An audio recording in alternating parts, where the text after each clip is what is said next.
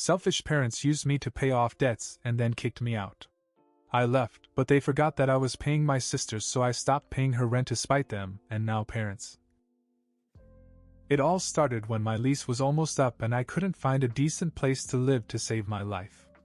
The rental market was insane, and every place I looked at was either ridiculously overpriced or a total dump.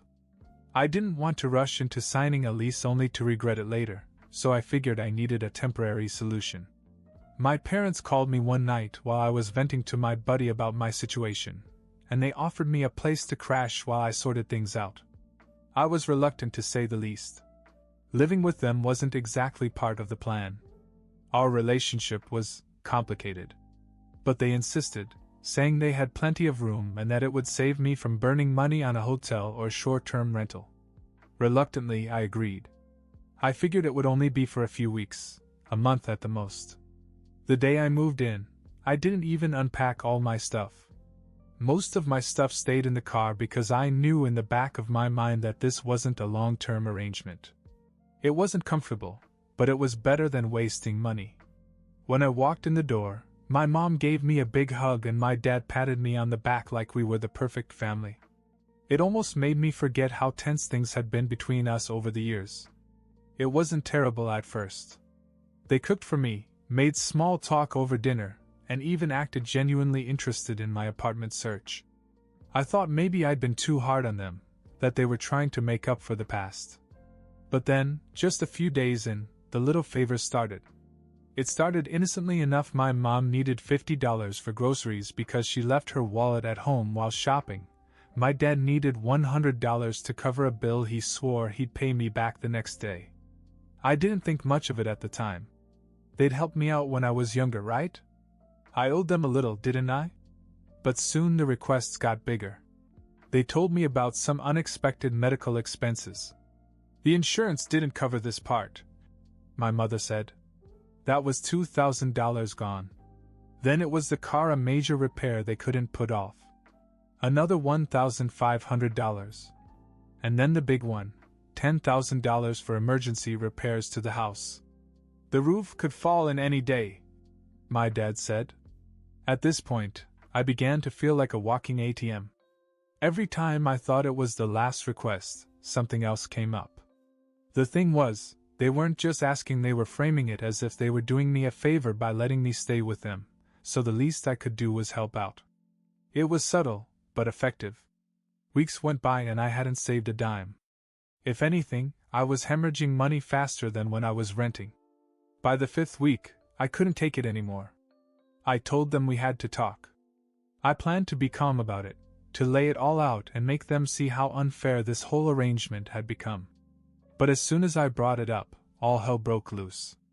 The conversation got out of hand almost immediately.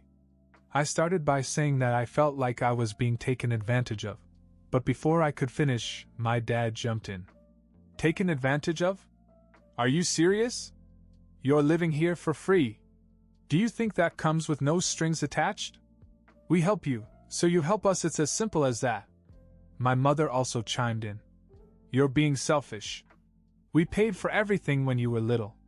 Do you think raising you was free? Now that we need a little help, you're crying about it. I stared at her in disbelief. I was 6 years old. You're really bringing this up like I owe you for being my parents? That's when my dad snapped. You know what? If you don't like it here, leave. Get out. You think we let you stay here for nothing? That's not the way the world works. It was like a switch went off in my head. All the guilt they'd managed to pile on me over the years, all the manipulation, it just snapped. I didn't shout back. I didn't argue. I just said, fine. I walked into the room they'd given me, packed up the few things I'd actually brought into the house, and walked out. My mom tried to guilt me one last time as I was leaving. Don't be so dramatic. You have to respect your elders. I didn't even turn around. Respect works both ways, I said and walked out the door. I drove away feeling angrier than I'd ever been. I didn't just feel used, I felt betrayed. They'd offered me a place to stay as if they were helping me, but all they wanted to do was drain my savings to solve their problems. As I drove back to my storage unit to get the rest of my stuff, a thought hit me like a truck: my sister, Karen. I'd been paying her rent for the past 2 years. She and her 5 children had fallen on hard times. Her husband was an alcoholic who only came home when he had to show up or pretend to care. So I'd stepped in and covered her apartment so she and the kids wouldn't end up on the streets. But now, after what my parents had pulled, I was done.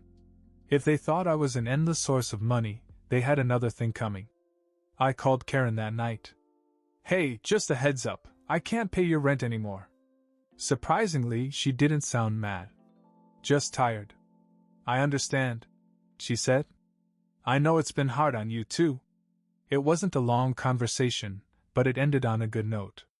At least Karen didn't make me feel guilty the way my parents had. A few weeks passed, and I tried to move on. I found a short-term rental and focused on my work, but I couldn't shake the nagging feeling that karma was about to pay me a visit. Sure enough, I got a call from Karen one night. "They kicked us out," she said. "Who?" "Mom and Dad. They told me to come live with them because I couldn't pay the rent, and now they say we're ruining their house and we have to leave." I couldn't help but laugh. "Wait, you and the kids are staying with them right now?" "Yes." "The kids painted on the walls, broke some plates, you know how it is. And now Mom and Dad are freaking out." Then the call waiting beeped. My dad was calling. I almost didn't answer, but curiosity got the better of me. When I picked up the phone, he was furious. "Your sister and her kids are destroying our house. This is your fault. You need to get over here right now or we're calling the police." I almost choked on my drink. "You're calling the police? On your daughter and grandchildren? Or are you calling because you're ready to report yourselves for fraud? Which is it?" There was silence on the other end. "You wanted her to stay with you," I said. "So she's your responsibility now. Don't call me again unless you have something reasonable to say." I hung up, but the wheels were already turning in my head. This wasn't over, not by a long shot. I called Karen back. "Pack your bags," I told her. "I have a little surprise planned." I didn't tell Karen much, just that I would take care of things. She didn't ask any questions. She was probably too overwhelmed with her 5 kids and my parents' cramped house. Meanwhile, I had something in mind that would shake things up for good. A few days later, I showed up unannounced at my parents' house. I could hear the chaos before I even got to the door: kids screaming, something falling to the floor, and my mom yelling about cleaning up the mess. I rang the bell, and my dad opened the door, his face already red. "What are you doing here?" he snapped. I grinned. "I brought you a gift. Something to help you out." My mom appeared behind him, frazzled and holding a broken plate. "If you're not here to fix this mess, don't bother, Dash." I held up my hand. "Trust me. You'll love this." I walked past them into the living room where Karen was trying to wrangle the kids. The oldest, who was 12, was jumping on the couch with markers in both hands, while the youngest had managed to spill cereal all over the floor. My parents looked like they were about to have a nervous breakdown. I placed my gift on the coffee table. It was a stack of papers. My dad squinted at it. "What's this?" "Evidence," I said casually. My mom froze. "What are you talking about?" "Let's just say I've been keeping track of some things over the years. Like the money you borrowed from me and never paid back. Or the fact that you dodged taxes by lying about your income." I leaned in a little. "Oh, and that little side business you were running under the table? Pretty sure the IRS would be interested in that." My father's face went pale. "You wouldn't." "Wouldn't I?" I shrugged. "See, after you kicked me out, I started thinking about all the ways you screwed me over. And well, I thought it might be time for you to face some consequences." Karen looked at me wide-eyed. "Wait, what is this about?" I gave her a reassuring look. "Don't worry, it's not about you. It's about them." My parents were scrambling now, trying to figure out what to say. My mom reached for the papers, but I pulled her back. "Relax. I'm not actually going to hand these in. Not yet." "What do you want?" My dad asked through clenched teeth. I smiled. Simple. You're going to let Karen and the kids stay here as long as they need to. You're not going to complain, and you're definitely not going to call me about it. If I hear one more word about this being my fault, or if you so much as breathe the wrong way in Karen's direction, these papers go straight to the authorities. The silence was deafening. Karen looked like she didn't know whether to laugh or cry, and my parents? They looked like they were about to have a heart attack. But just when I thought I'd won, Karen's oldest spoke up. What's that sound? We all froze. And then we heard it water. Running water. My mom's eyes widened and she ran into the hallway. The bathroom! She yelled. We followed her and found the youngest of Karen's children standing in the hallway, soaked from head to toe. The bathroom sink was overflowing and water was spilling onto the floor and into the carpet. My dad lost it. That's it. That's the last straw. They're out of here. I raised an eyebrow. Are you sure? Because I can still make a phone call. My dad glared at me, but didn't say another word. My mom grabbed a mop, muttering under her breath, and Karen started to clean up the mess. But the night wasn't over. While we were dealing with the flood, there was a knock at the door. My dad groaned. Now what? I opened it, and there was a delivery guy with a huge stack of pizzas. Delivery for the Smiths, he said. My dad looked confused. We didn't order any pizza. The delivery guy shrugged. It's already paid for. Karen suddenly burst out laughing. Oh my God, the kids must have ordered it. They were playing with my phone earlier. The look on my parents' faces was priceless. My dad looked like he was about to explode, and my mom just sank to the floor in defeat. I picked up one of the pizzas and handed it to Karen. Might as well make the best of it, I said. As I drove back to my apartment that night, I couldn't stop smiling. My parents thought they could manipulate and control me, but now they were stuck with the mess they'd made. And the best part? I wasn't done yet. A week later, Karen called to tell me that she was ready to move back into our parents' house. For the time being, she and the kids had been staying with a friend of hers, someone who apparently had no idea what it was like to have 5 kids under one roof. Karen said the friend had been nice, but after a few days of screaming kids and midnight tantrums, she was clearly losing patience. I'm moving back in with Mom and Dad, she said. Thanks for sticking up for me. At least now I know they won't kick me out. I reminded her of the agreement. If they give you any trouble, call me. Don't hesitate, she promised, and a few days later she moved back in with her little tornadoes. At first, everything seemed quiet. Karen texted me updates here and there, saying my parents were keeping their complaints to themselves. But I could tell she wasn't happy. Dad just hides in his office all day, she said in one text. Mom spends all her time cleaning up after the kids, and you can tell she's counting the seconds until bedtime. I wasn't surprised. They brought this on themselves, and I didn't feel an ounce of pity for them. About a week later, I received another call from Karen. This time her voice was shaky. You won't believe what just happened, she said. Try me, I replied. She took a deep breath. The police just showed up at the house. They're taking Dad away. That threw me. I reread the note a few times, trying to make sense of it. It wasn't just a petty jab, my dad had written it for a reason. But what did he mean by, "You'll regret this"? Karen watched me, her face tense. What does it say? I handed her the note. It's from Dad. Looks like he expected to get caught. She read it, her expression darkening. What does it mean? Is he threatening you? I don't know, I said. But it sounds like him, doesn't it? Always blaming someone else. My mom, who'd been quiet for once, suddenly snapped. That's because you pushed him too far. You humiliated him in his own home. Do you think he deserved it? I couldn't hold back. He deserved worse. You both manipulated me, used up my savings, and now you're acting like I'm the bad guy.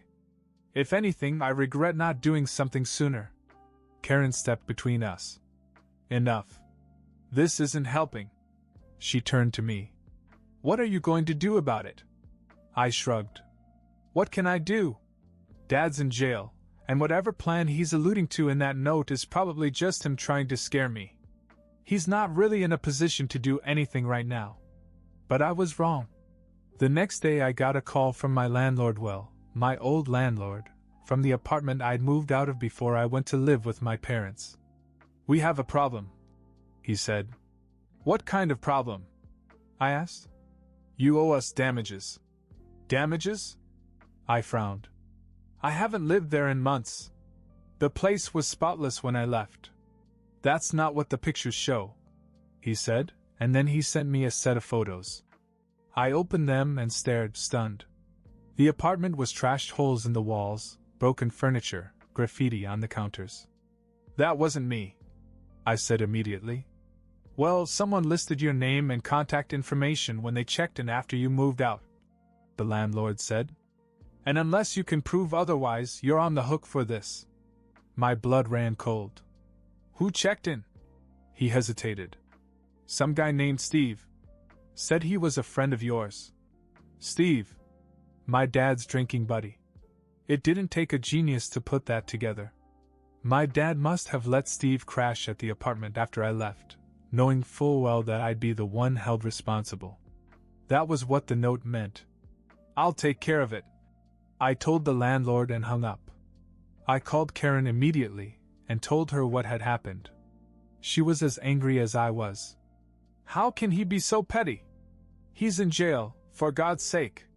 Yeah, but he still manages to mess with me, I said.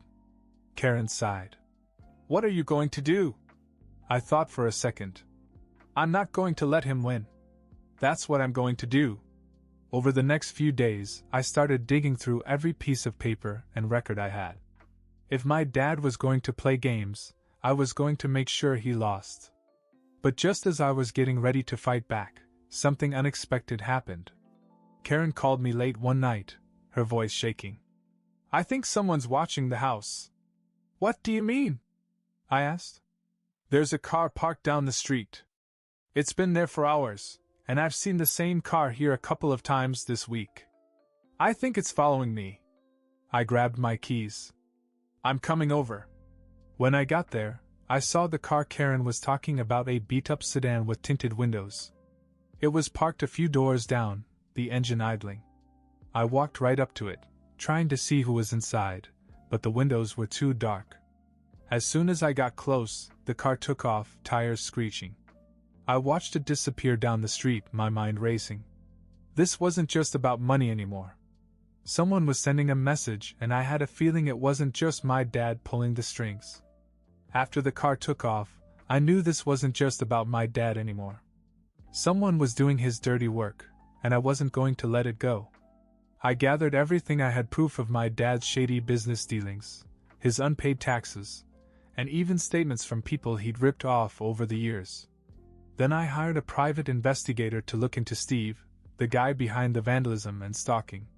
It didn't take long for the investigator to connect the dots. Steve had been running errands for my dad even after his arrest, including trashing my old apartment and trying to intimidate Karen. Armed with all this evidence, I went to the police and gave them everything. The fallout was swift. Steve was arrested, and during questioning he spilled the beans, including how my father had orchestrated everything before he was taken into custody. The police used this to add more charges to my dad's case. This time he had no way out. With both of them out of the picture, things finally settled down. Karen stayed with my parents for a while, but eventually she found her own place. My mom didn't say much after it all happened. She knew she was skating on thin ice. A few months later, I was in my new place, living my own life again. Karen sent me a short note thanking me for standing up for her and her children and promising to repay me in any way she could. As for my dad, he was stuck in jail with more charges added to his sentence. Steve faced his own legal battles, and my mom stayed out of my business from then on. It wasn't the neatest ending, but it was enough. I felt free for the first time in years. Sometimes leaving isn't just about leaving, it's about finally standing up for yourself. A few weeks after everything was settled, Karen called me. She sounded lighter, happier. "We found a place," she said. "It's small, but it's ours. The kids are excited about decorating their rooms." I smiled. "That's great, Karen. You deserve it." For the first time in years, things felt normal. My parents hadn't contacted me since the fallout, and I was okay with that. I didn't need apologies or explanations anymore. I'd made peace with the fact that they weren't going to change. Karen and I stayed close, though. I visited her new home a few times, helping her put together furniture and hang shelves for the kids. Every time I saw them running around laughing, I felt a small sense of pride. It wasn't perfect, but they were better off. As for me, I finally started saving again. My new place was modest, but it was mine, and I didn't owe anyone anything.